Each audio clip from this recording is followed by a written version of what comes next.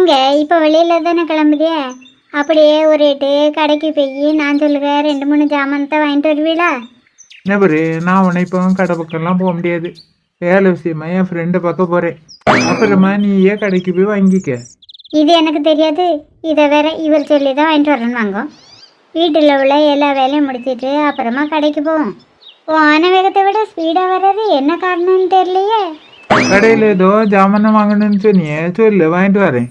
அதான் நீயே போய் வாங்கிக்கன்னு சொன்னிய, நானே போய் வாங்கிடுவேன். நீங்கள் உங்கள் வேலையே போய் பாருங்க. சரி சரி, அப்போ நீ ஏன் பிறகு போய் வாங்கிக்க. நான் போய் என் தங்கச்சி சரோஜாவை கூட்டிகிட்டு வரேன். என்னது, சரோஜாவை கூட போறீங்களா? அதுக்கு ஏன் நீ இப்போ வாயை பிளந்துட்டு நின்றுட்டு இருக்க? எதுக்கு இப்போ கூறுகட்ட வேலையை பார்க்குதிய? நீங்கள் ஒன்றா ஊருக்கு போய் அவளை கூட்டிகிட்டு வரண்டா, அவள் அங்கேயே இருக்கட்டும். நான் உன்ட இப்போ அவள் ஊருக்கு போகிறதவா சொன்னேன். அவள் பக்கத்து ஊருக்கு வந்திருக்கா, அவளோட ஃப்ரெண்டுக்கு வளர்க்காப்பான். அதான் இங்கே வந்து ஒரு எட்டு நம்மளெல்லாம் பார்த்துட்டு போகலான்னு வாரா. அப்போ அவளை நீங்கள் அவள் ஃப்ரெண்டு வீட்டுக்கு போய் கூப்பிட போறிய? அவள் ஃப்ரெண்டு வீட்டில் போய் அவளை கூட்டிகிட்டு வர்றதுக்கு நான் என்ன பைக்கை வச்சுருக்கேன். அவள் நம்ம ஊருக்கு வர பஸ்ஸில் தான் ஏறி வந்துட்டு இருக்காளாம். இப்போ தான் எனக்கு ஃபோன் அடித்து சொன்னான். அன்னையும் உன் வீடு எனக்கு சரியா தெரியாது, பஸ் ஸ்டாண்ட் வரைக்கும் வான்னு சொல்லி கூப்பிட்டா. அவள் என்னைக்கு போவா? அதை அவள் இப்போ வருவாளா, அவகிட்ட நீயே கேட்டுக்க. சரி, நான் போய் அவளை கூட்டிகிட்டு வரேன். இருக்கிற பிரச்சனை காணதுன்னு இவ வேற இங்கே வாரா.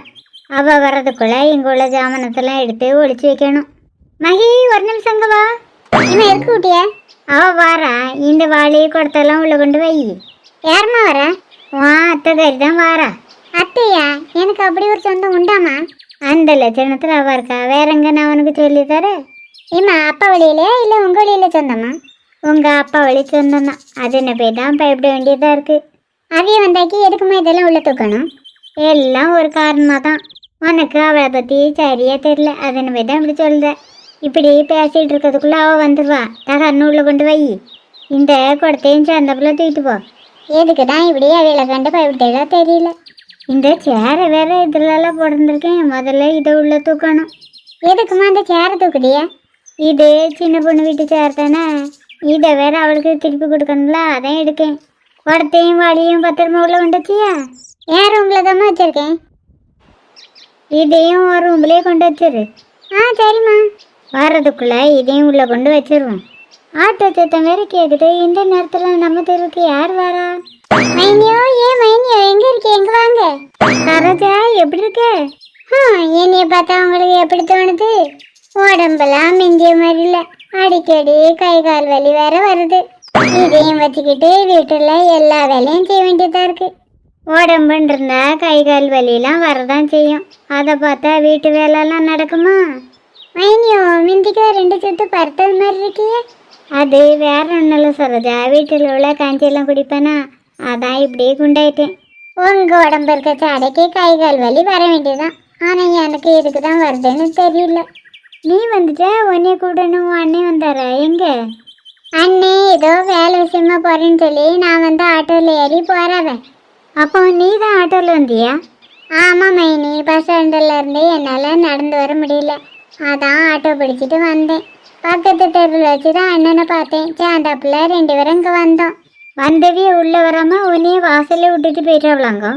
ஆட்டோக்காரருக்கு பைசா கொடுக்க ஏன்டா 500 ரூபா தான் இருந்து. ஆட்டோக்கார்ட்ட வேற சில்லற இல்லையா, அதான் அண்ணே வேலை செய்கிற இடத்துல பைசா வாங்கி தரேன்னு சொல்லி கூட்டிகிட்டு போயிருக்காவ. சில்லற இல்லைன்னா நடந்து வர வேண்டியது தானே. அப்புறம் மைனி, இந்த சேலையை கலத்தி தருவேன், நீங்கள் இதை மடித்து அண்ணிட்ட கொடுங்க, அண்ணன் அயன் பண்ணி வாங்கிட்டு வந்துடுவ. அதை நீயே செய்ய வேண்டியது தானே. எனக்கு கை காலெலாம் ரொம்ப வலிக்குது. நான் அண்ணன்கிட்ட ஏற்கனவே சொல்லிட்டேன், அண்ணன் செஞ்சிருன்னு சொல்லிட்டாவ. இவன் நமக்கு செலவைக்காம போக மாட்டா போல. அது வந்து சரோஜா, அயன் பண்ணுங்க கடை 1 வாரமாக அடைச்சி கிடக்கு. இப்போதைக்கு கடை திறக்கிறது மாதிரி தெரியல. நீ உங்கள் ஊருக்கு போய் அயன் பண்ணிக்க. அப்படியா? இங்கே அயன் பண்ண முடியாதா? இங்கே அயன் பாக்ஸ் இருக்குல்ல மைனி, அதை வச்சு நீங்கள் அயன் பண்ணி வச்சுருங்க. எனக்கு வேற சரியா அயன் பண்ண தெரியாதா? அயன் பண்ண தெரியாமல் அயன் பண்ணி உன் சேலையை தீச்சு வச்சு போட்டோம்னா அப்புறம் உனக்கு தான் சேலை இல்லாமல் போவோம். நீங்கள் சொல்லதான் சரிதான், நீங்கள் ஒன்றும் அயன் பண்ணண்டா. அதுக்கு பதிலாக மைனியோ நான் சொல்லுங்க வேலையை செஞ்சுருங்க. நான் இந்த சேலையை கழுத்து போட்டு தான் ஷாம்பு போட்டு அலசி காய போட்டுருங்க. எனக்கு வீட்டில் ஏகப்பட்ட வேலை இருக்குது, அதான் இப்படி செய்யணும்னு உனக்கு தெரியுதுல்ல, நீயே செஞ்சிட வேண்டியதானே? செஞ்சிடலாம் தான், ஆனால் எனக்கு வேற சடவை இருக்க, என்ன உள்ள போய் கொஞ்சம் நேரம் தூங்குன்னு. சரி, அப்போ நான் வீட்டு வேலையை முடிச்சுட்டு அப்புறமாவே அலசுவேன். அப்புறமா செய்ய போறியா? இப்போ செய்யுங்களா? இப்போ செஞ்சேன்னா நான் கிளம்புறதுக்குள்ளே காஞ்சிரும். அப்புறமா மடித்து கொண்டு போயிடுவேன். நாளைக்கு தானே போவோம், அதுக்குள்ளே காஞ்சிரும். நாளைக்கு ஒன்றும் போகல, நான் இன்னைக்கு சாயங்காலமே கிளம்புறேன். சாயங்காலமே கிளம்புறியா? அப்போ சரி, நான் இப்போமே செஞ்சு போடுறேன். நீ சுருக்கா கலத்தி வச்சிரு. மைனியோ, எனக்கு ஒரு காப்பி மட்டும் போடுத்தாங்க, குடிச்சிட்டு கொஞ்சம் நேரம் தூங்குவேன். ஒரு காப்பி என்ன ஒரு காப்பி? ஒரு செம்பு நிறைய போட்டு தரேன், குடிச்சிட்டு நீ சாயங்காலம் வரைக்கும் தூங்கு.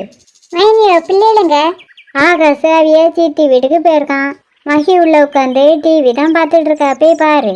சரி மைனி, உள்ள போய் பார்க்கேன். அப்புறம் மைனி சொன்னில ஒரு செம்பு காப்பி, அதை மட்டும் மறந்துடாங்க. சரி சரி, மறக்க மாட்டேன், கொண்டுட்டு வரேன். ஒரு செம்பு காப்பி கொண்டாருன்னு ஆறுனதை கொண்டு வந்துடுறாங்க, கொஞ்சம் சூடாவே கொண்டாங்க.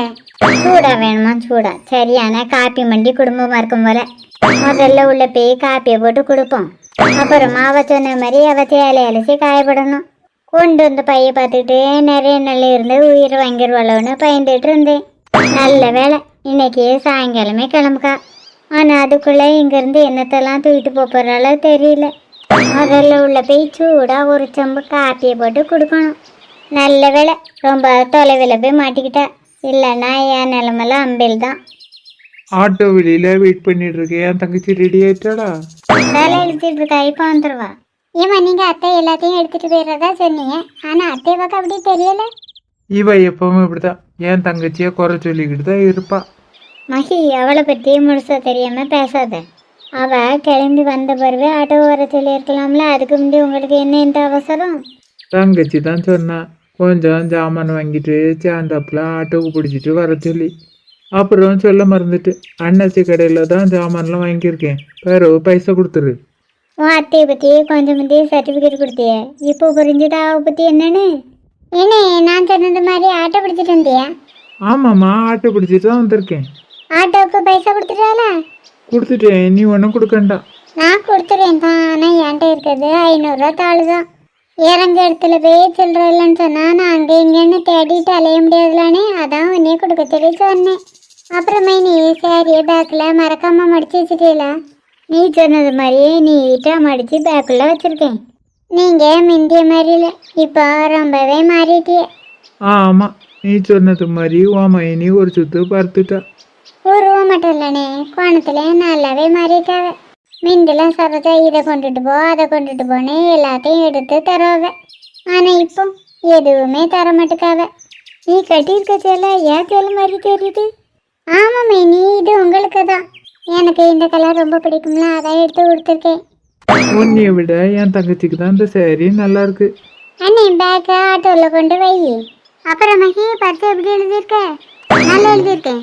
என் மருமக பிள்ளைக்கு வர சொல்ல பண்டை ஏதாவது வாங்கிட்டு வரணும்னு நினச்சேன், ஆனால் வர பாதியில் பஸ் நிற்கவே மாட்டேன்ட்டு. சரி, அடுத்த திருப்பி வர சொல்ல வாங்கிட்டு வரேன். மைனி, இந்த விளக்கு மற்ற எதுக்கு இதில் வச்சுருக்கிய? ஓ, இதே கேட்க வீட்டு முத்தத்தை தூக்கிறதுக்கு தான் வச்சுருக்கேன். மைனி, எனக்கு இதை தாங்கலாம். இது தேஞ்சு பேரில் இருக்கு, கடையில் போய் வேற ஒன்று புதுசாக வாங்கிக்க. எங்கள் வீட்டில் உள்ள விளக்கு மாதிரி இதோட சின்னதாக இருக்குது. நீங்கள் எனக்கு இந்த விளக்கு மாதிரி தந்துருங்க.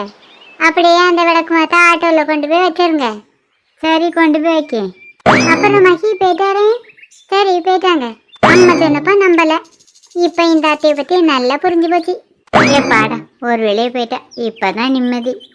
இப்போ மது உன் அத்தையை பற்றி உனக்கு புரிஞ்சா? புரிஞ்சுமா, இருந்தாலும் தேஞ்சு போன விளக்கு மாறு ரொம்ப ஓவரு. ஏம்மா, ஒரு விளக்கு மாறு கூட அவையிலால் வாங்க முடியாதாங்க? வாங்க முடியும், அவள் மாமியார் வீட்டில் நல்ல வசதி தான். வாங்கினா பணம் குறைஞ்சிரும்ல, அதான் இப்படி சொந்தக்கார வீட்டிலேருந்து எடுத்துகிட்டு போயிடுவா. சரி வா, உள்ள போய் என்னத்தெல்லாம் எடுத்துகிட்டு போயிருக்கான்னு பார்ப்போம்.